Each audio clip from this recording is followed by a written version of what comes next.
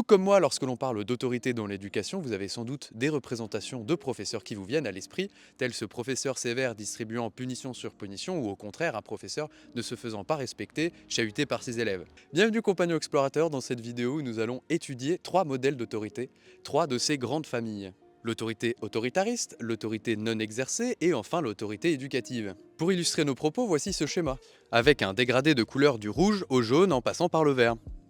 Le premier modèle, l'autorité autoritariste ou encore autoritaire, est un excès d'autorité, se maintenant par la soumission des personnes sur laquelle elle s'applique, et par la violence, qu'elle soit physique, morale ou psychique. L'adulte y a une autorité suprême et fait respecter les règles par la force si nécessaire. Hobbes la définit comme une relation où le détenteur d'une position statuaire exerce une domination sur l'autre afin d'obtenir de lui une obéissance inconditionnelle, sous la forme d'une soumission. On voit déjà que cette définition ne rentre pas dans le cadre de l'autorité tel que défini par Reboul et Arendt, comme nous l'avons vu dans la précédente vidéo, car cette dernière exclut tout usage de violence.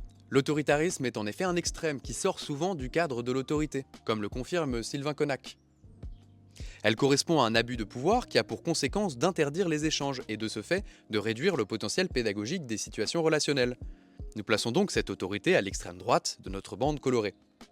Là où on pourrait penser que ce modèle strict permet une ambiance propice au travail, notamment de par le calme apparent en classe, la réalité est tout autre. Véronique Guérin nous indique que ce modèle favorise le respect des autres ou du moins fait passer en priorité ordre et cohésion du groupe au détriment de la personne.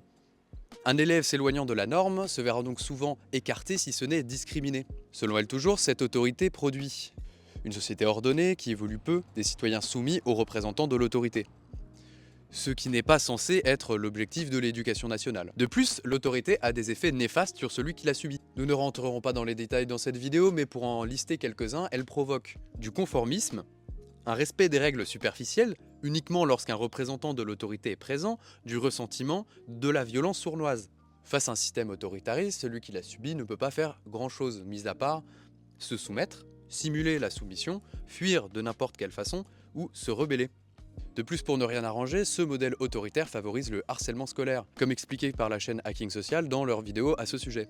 En bref, ces modes contrôlants à l'école, c'est-à-dire lorsqu'elles misent sur des récompenses et des punitions, sur la compétition entre les élèves, sur des injonctions, sur des sanctions, etc., tout cela est associé à augmenter grandement les risques de harcèlement entre élèves. L'autorité non exercée, évacuée ou encore permissive est ce qu'on pourrait appeler l'opposé de l'autorité autoritaire, car c'est un refus d'appliquer de l'autorité. Là, elle a décidé de me frapper avec un bout de bois. C'est sa décision. C'est ça l'éducation. C'est ça. Nous la plaçons donc à l'extrême gauche de la bande, dans les nuances de jaune. Sylvain Connac la définit comme le refus de toute situation conflictuelle. Elle se manifeste par le refus d'intervenir lors d'incidents entre élèves, l'évitement d'un apprentissage s'il y a conflit, etc.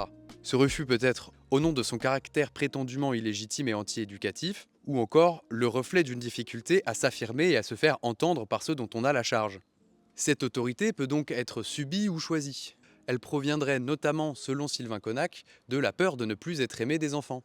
Selon Bruno Hobbes, elle est en phase avec ce que Bernard Stiegler nomme le capitalisme pulsionnel, qui est donc pour résumer un système où l'on insiste pour que le public, donc ici les jeunes, fasse le moins d'efforts possible pour avoir le plus de plaisir possible. L'exemple le plus représentatif aujourd'hui est sans doute TikTok.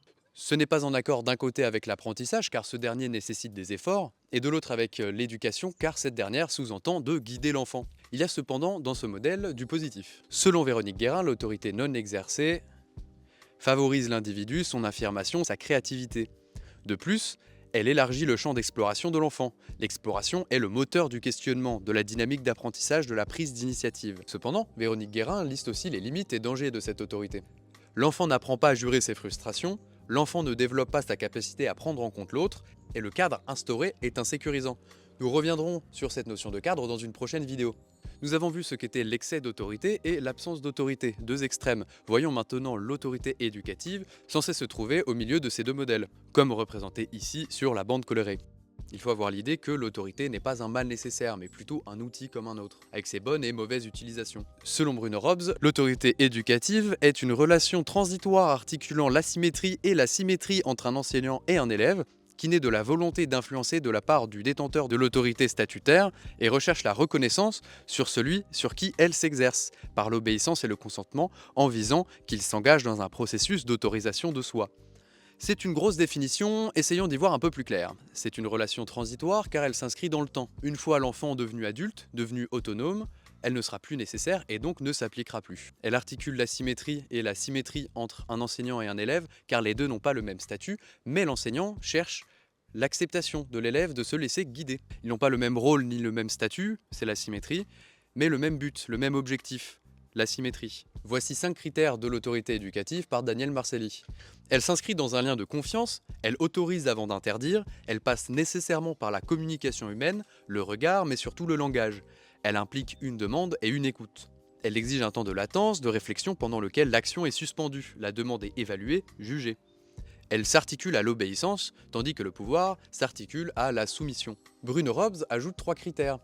Elle est une relation d'influence, ce qui est propre à la notion d'éducation. Cette influence n'est pas une soumission, elle s'inscrit dans un processus d'autonomisation du sujet éduqué et de disparition progressive de l'éducateur. L'élève reconnaît la légitimité du détenteur de l'autorité statuaire, bénéficie de l'influence de l'enseignant sur lui parce qu'elle lui permet de devenir progressivement auteur de lui-même. C'est donc la fin de cette vidéo sur les 3 modèles d'autorité. La prochaine s'attardera un petit peu plus en profondeur, en détail sur l'autorité éducative et 3 de ses formes. La bibliographie est dans la description. Quant à nous, on se retrouve une prochaine fois. En attendant, culturez-vous bien.